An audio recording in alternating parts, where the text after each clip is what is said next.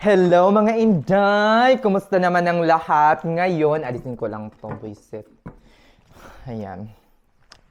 Kumusta naman kayong lahat for today's video? Mag-share lang, i-share ko lang, kakatapos ko lang kasing mag-grocery sa Costco. And naisip ko na i-share ko yung some of the items na binibili ko palagi. Actually, hindi naman ako bumibili or nag-grocery ng palagian kasi meron kaming cafeteria, yung hospital cafeteria na mura. $4 to $5 or $6 makakakain ka na as in full meal na. Okay? By the way, binili ko to sa Costco. Ito yung magiging snack ko later. Nakakaloka. Ito yung magiging snack ko later after kong tapusin itong video na to. Gusto ko lang i-share yung mga some of the prices or items na binibili ko at kung magkano. Okay? Kung magkano yung inabot ng ano ko. Hindi naman ito yung total estimated or yung mga budget sa grocery. Hindi talaga ako nagbabudget mga Inday sa grocery. As in, wala talaga akong budget. Kung ano yung maisipan kong bilhin, bibilhin ko.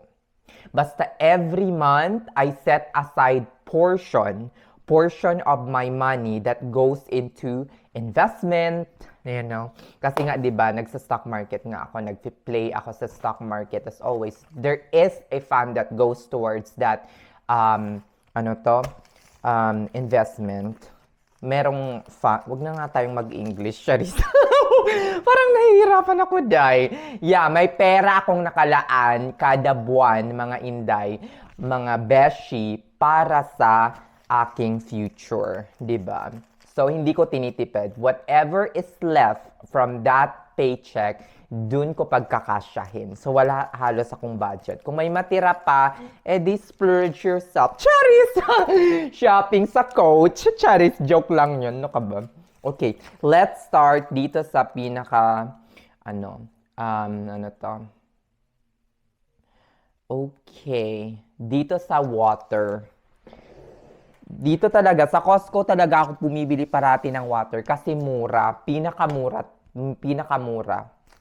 By the way, mga Inday, ang membership sa Costco, kung hindi ako nagkakamali, nasa $60 or $65. Kailangan dalawa kayo magpa-member para masulit ninyo. Kasi yung isa ay magiging primary or principal applicant para mga ganon. Tapos, yung pangalawa, magkakaroon din siya ng access or card sa Costco na merong photo sa likod. Pakita ko sa inyo. Hold on. Ito yon.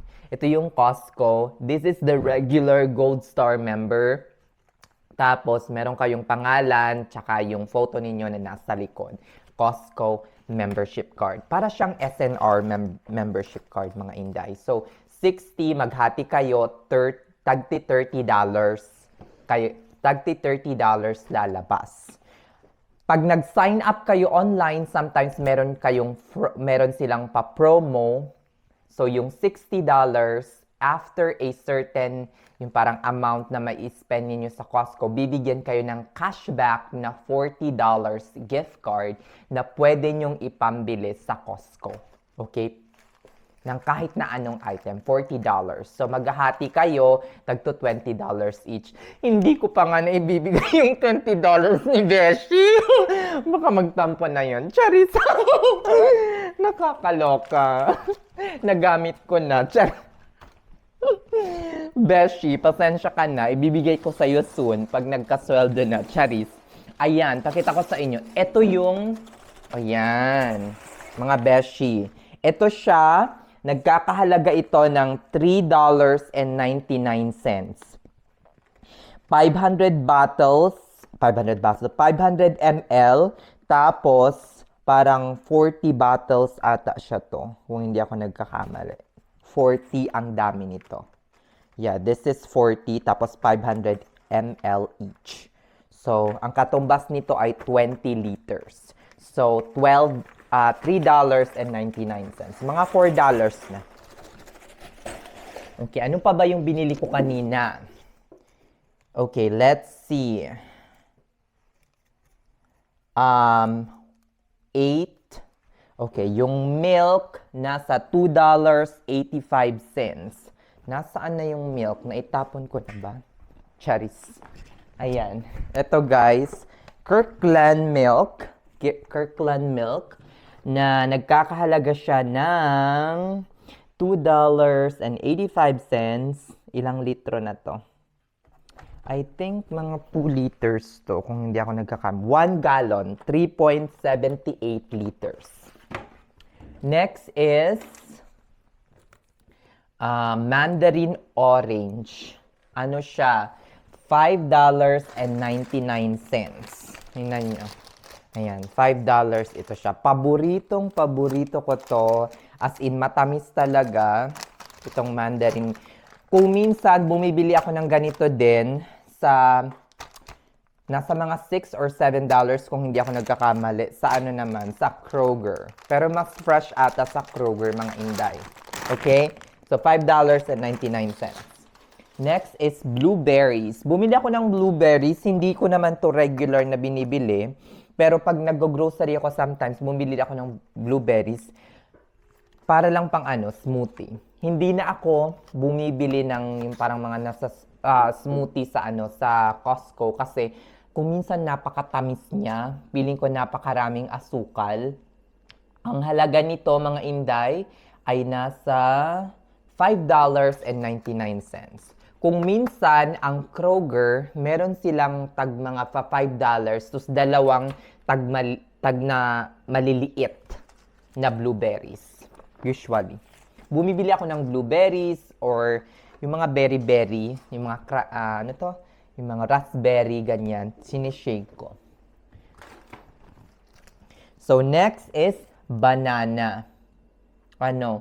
Wait. Gusto kasing pagsunod-sunurin eh.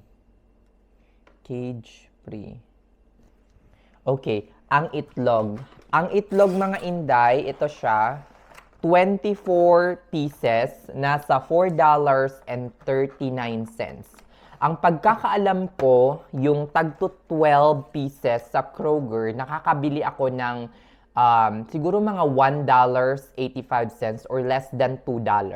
So which is medyo siya sa akin. Okay na, $4.39. So, ano naman tayo sa shrimp. Itong shrimp, nasaan na ang shrimp? Ayan. Ang shrimp, mga inday, ano to siya? $5.99. Okay na to siya sa akin kasi tuwing nagpo-promo ang Kroger ng shrimp, bumibili ako, nasa $7.99. Tapos, ang kinaibahan niya, kapag doon ka sa Kroger bumili, wala nang ulo. So, most of the time, wala nang lasa, or kung may ulo man, may ulo ba? Parang wala nang ulo. Tapos, wala nang lasa yung shrimp, as in. So, nung nakakita ako sa Costco, nito, almost to expire, consume before March 3.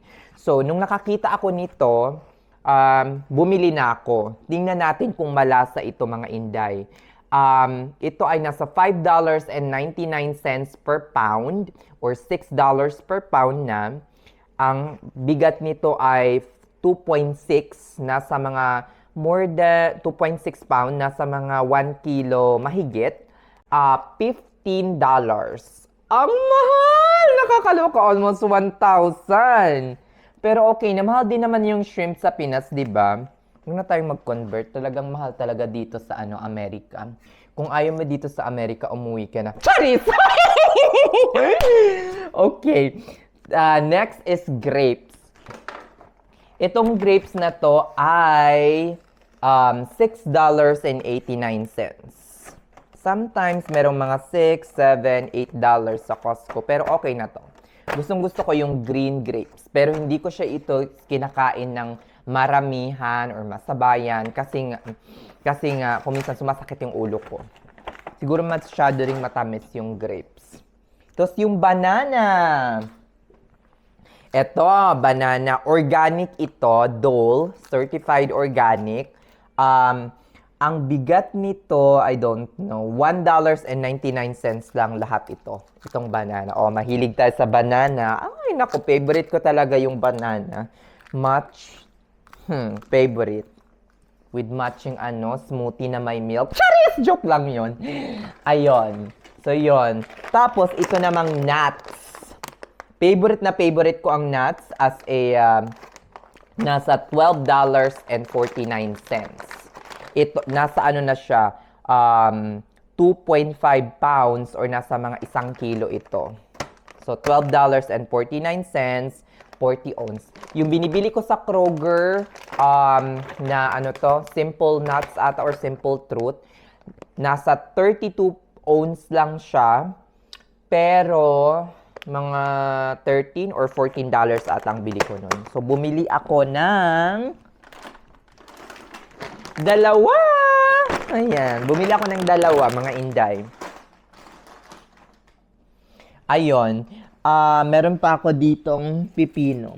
Ang pipino sa Kroger, pag hindi siya organic, nasa 79 cents lang pag naka-promo. So, itong pipino na to, nabili ko for $5.99 tatlo. Kasi nga organic siya. Diba? Organic cucumber. So, iaano ko to. Parang gagawin ko siyang juice mamaya. Kasi nga, mag-juicing ako. Tapos, ano pa? Ay, ito yung panghuli na na binili ko sa Costco kanina. Ito yon. Meron tayong Crest. Toothpaste, wag nating kalimutan yung toothpaste para naman mabango ang ating bunganga, charis. Bumibili ako ng bultuhan pagdating sa mga hygienic kit sa sa Costco kasi mas nakakatipid ako doon kaysa sa Kroger. Nasa nasa ang pagkakatanda ko kanina $11. $11 ito, nasa 5 na. $11, 5 na ang dami. 1, 2, 3, 4, 5. So, ilan? Siguro nasa mga, di naman siya, siguro mga $2.2 per piece ito. Pwede na. Huwag nang magreklamo, nasa Amerika kayo. O, diba? Bongga! Nasaan na ba yung cellphone ko? Ayon. Ang total is $124.99. Ay! Wait! Bago ko makalimutan, nakakaloka. Ang beef, baka malok kayo. Ang taas-taas naman ng grocery na tumaas dahil sa bumili ako ng steak na beef. Charis! Ayan, bumili ako kasi nga gustong-gusto ko parati na nagbi-beef. Ayan. Siya, almost $10 per pound, kalahating kilo, nasa, oh my God, 600 pesos. Ang mahal ng beef dito, nakakaloka. Mga inday, $33. O, diba? Pero, siguro mga 2 linggo ko na to Imamarinate ko lang siya, 2 linggo ko na siya, tapos isosote-sote ko lang siya ng paulit-ulit. Iano ko lang siya. Siyempre, matagal ko rin niyang makakain, mga inday. Kaya, bongga na. Ayun, yun lang. Ang gusto ko lang i-share sa inyo yung mga, mga grocery ko na hindi naman kabonggahan kasi nga mag-isa lang ako dito kung minsan bumibili lang ako ng pagkain sa aming cafeteria. Kung feel ko lang talaga magluto, tsaka ako mag-grocery. So, feel ko magluto tonight. So, for sure, magluluto ako ng bonggang-bongga. Nakakaloka! Ayan. Ayan. Dito ko na tatapusin itong video na to mga inday kasi kakain pa ako kasi at 5:30, meron pa akong appointment sa aking CPA. Appointment? Ano ka? Para sa aking tax return. Yeah. Meron pa akong sa H&R Block kasi ako magpa-file ng tax. So, meron akong appointment doon. So, yon. I-share ko sa inyo sa mga upcoming vlogs ko yung kung magkano yung naging gross ko for the last year, magkano yung naging tax sa akin, magkano yung expected na tax return tax refund, both sa federal at saka sa state tax refund. Kaya abangan ninyo yan. Charis! Ambisyosa ka kan. Ayun. Yun lang, isi-share ko in the future. At yung sa nagtatanong ng gustong-gusto niya talaga, i-car tour ko siya sa Mazda CX-30 very soon. Kung meron akong time. Charis, busy ka girl.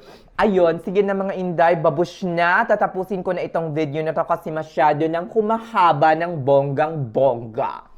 Kaya ayun, bye-bye! See you in my next vlog. Bye, babush!